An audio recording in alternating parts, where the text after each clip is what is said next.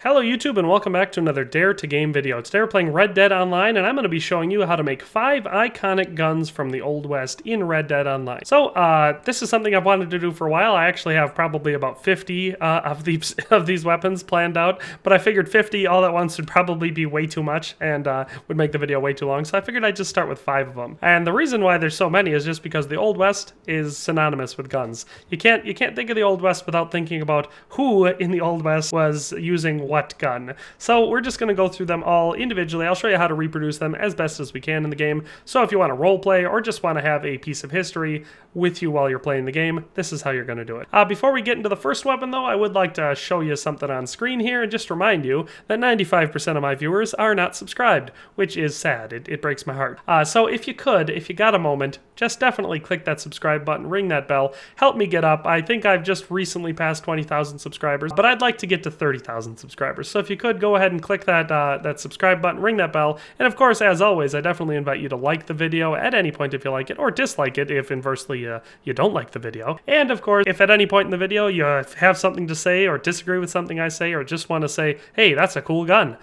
go down in the comments section and type that, because the video needs interaction. So now that I've got all that out of the way, let's just get on into it with the first gun on my list. Alright, so this is going to be Buffalo Bill's Remington Rolling Block Rifle. And so I'm just going to talk a little bit about it first, and then I'll tell you what color to make each item or what to do. So, William F. Buffalo Bill Cody owned this embellished serial number 3, so that's awful early, that's the third rolling block, Remington Rolling Block Rifle. Cody earned his nickname working for the Goddard brothers of the Kansas Pacific Railroad. He then rose to fame through stage performances and ultimately the internationally renowned Buffalo Bill's Wild West. The Remington Rolling Block was made in many calibers and configurations. The original concept was designed by Leonard Geiger in 1863 and improved upon by Remington's Joseph Ryder. Production of this action occurred from 1867 through 1934, and Buffalo Bill's in particular was a .45-70 caliber. So definitely a high caliber, very accurate rifle, and of course, if you know anything about Buffalo Bill, you know he was a hell of a shot. So if you want to imitate that likeness, this is the best we can do in the game. Now his was not equipped with a scope. His had a level sight, so an adjustable level sight for firing accurately at very high ranges, up to 300 or 400 yards even, but no scope. So I just put the short scope on it. Other than that, I have it upgraded as much as I can. So it's got the improved iron sights, improved rifling. So as far as the varnish for the wood goes, his was a dark cherry. For the varnish, I went with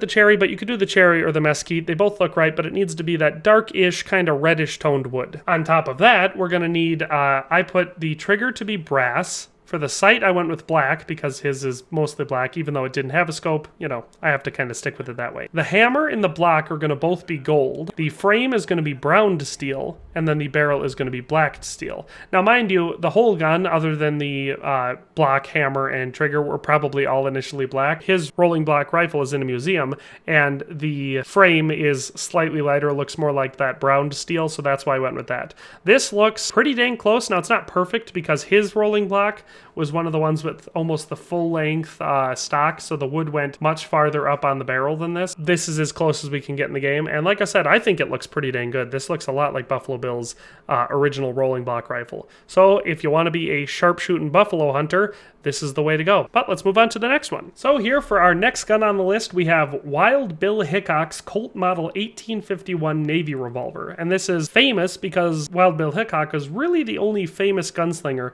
to consistently use a 1851 Navy Revolver pretty much through his whole career, even after more modern guns were created. Now obviously he eventually switched over from a percussion black powder front-loading revolver to a brass casing conversion, but he stuck with the 1851 Navy Revolver much longer than most other people did, and he was damn good with it. So his was a 36 caliber, serial number 204627, or 672 I should say, and it was made somewhere in the 1860s. But this looks pretty dang like it. James Butler Wild Bill Hickok was known for many things, ranging from lawman to showman, but it is his death that, like the folk hero, became legendary. Hickok died during a poker game in Deadwood, South Dakota. This Colt Model 1851 Navy Revolver belonged to Hickok and was sold to help pay for his burial expenses. Obviously, there are historical records that say that Wild Bill Schofield did at times use a Peacemaker, but he was far more famous for his Navy Revolver. And like I said, this replica that I've got here, the style that I have it in, it looks almost exactly like the one he has. So I had to go with the pearl grips. His are ivory grips, so they look slightly different, but this is pretty dang close,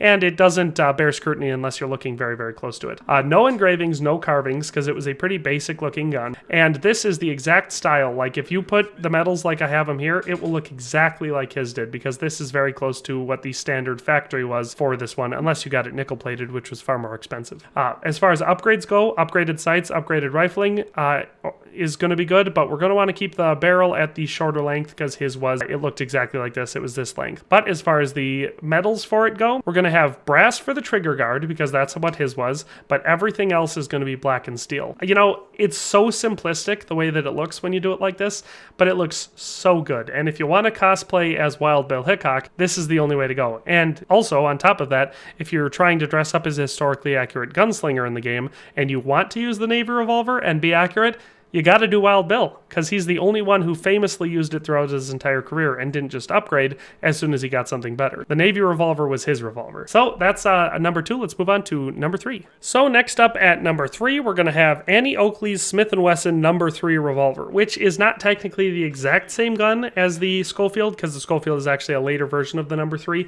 but they look almost exactly the same and they act almost exactly the same. I think all that they upgraded on the Schofield over the number 3 was it was a different caliber for one thing, but also the locking mechanism up top was more robust, so it was less likely to pop open while you were firing it, which I would say is a good improvement. Annie Oakley was one of the most popular performers for Buffalo Bill's Wild West show. Oakley was born Phoebe Ann Moses in Darke County, Ohio, and began hunting at an early age to support her family. At the age of 15, she entered a shooting match with famed marksman Frank E. Butler. Oakley won the match, ultimately married Butler, and went on to international fame for her marksmanship. It is believed she ordered 3 number 3s during her lifetime. While Smith & Wesson initially were involved in the lever action side of iconic Western guns, they quickly shifted to top break revolvers and made them famous. So basically, Annie Oakley had 3 number 3 Smith & Wesson revolvers throughout her career, and they all looked almost exactly the same. And this actually looks pretty much exactly like they would have if they weren't all wore down. I'm basing this off a museum replica, which is really wore down and has a bunch of rust on it, but this is what they initially would have looked like. So she had a standard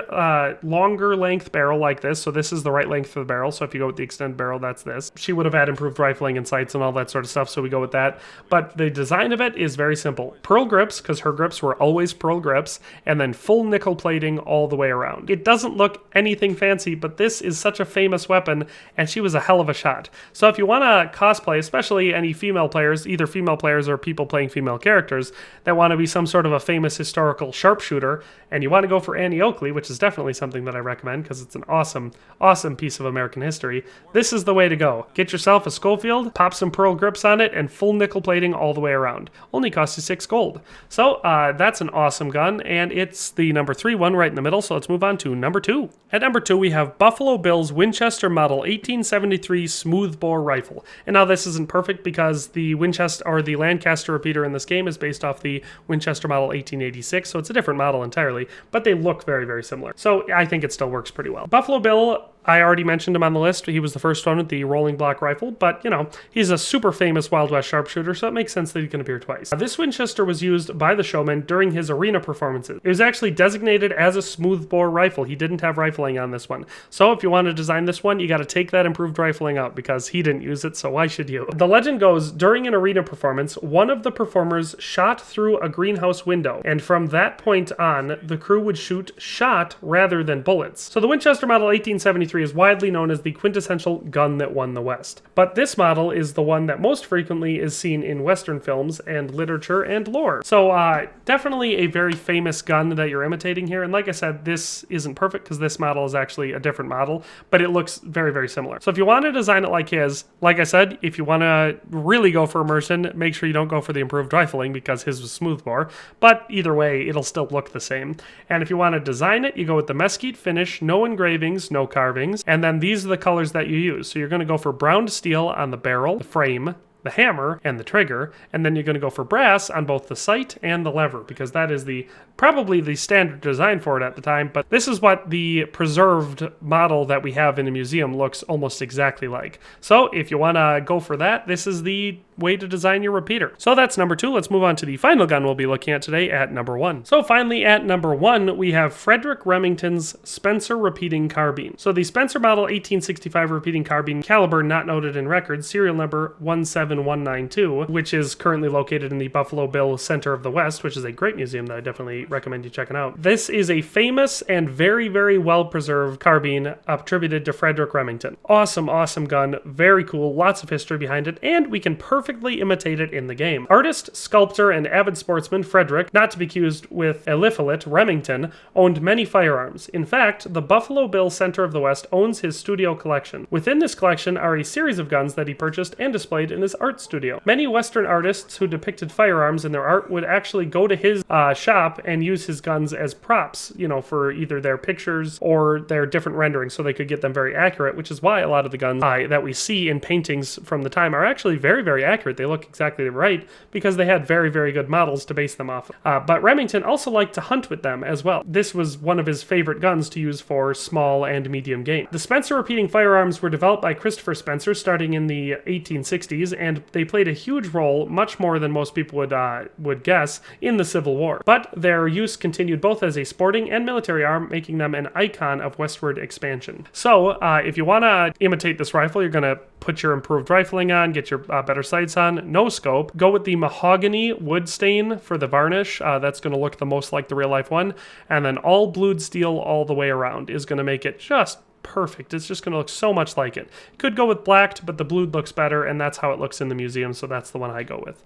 So that is the final gun that we'll be looking at today. So that's actually where we're going to stop for today. I think those 5 weapons, the reason I picked them is because they're very historical weapons, and we've got really well-preserved examples of them that I was able to base these off of, and because of that, I was able to accurately recreate them in the game, or at least very accurately for most of them. The biggest stretch was definitely the Rolling Block Rifle for Buffalo Bill, but I think it still looks very much like the real version. The other reason I chose those is because I don't think I've seen anyone recreate at least most of those weapons in the game so far, so that's why I chose them. If you liked this video, of course, like I said, like it, and if you haven't already, like I reminded you at the beginning, definitely subscribe to the channel. And if you have any other weapons that you'd like to see me recreate, like I said, I've already got a long list of ones that I want to make videos about, but if you've got any that you want me to see me recreate, either famous historical ones or maybe even stuff from movies and TV shows, definitely let me know in the comments section because these are fun to make and I like customizing the guns in this game. So that's all for today. Hope you enjoyed this video, but in any case, we'll see you next time. Thanks for watching another Dare to Game video. If you liked this video, please leave a like and a comment. If you haven't already, be sure to subscribe to the channel.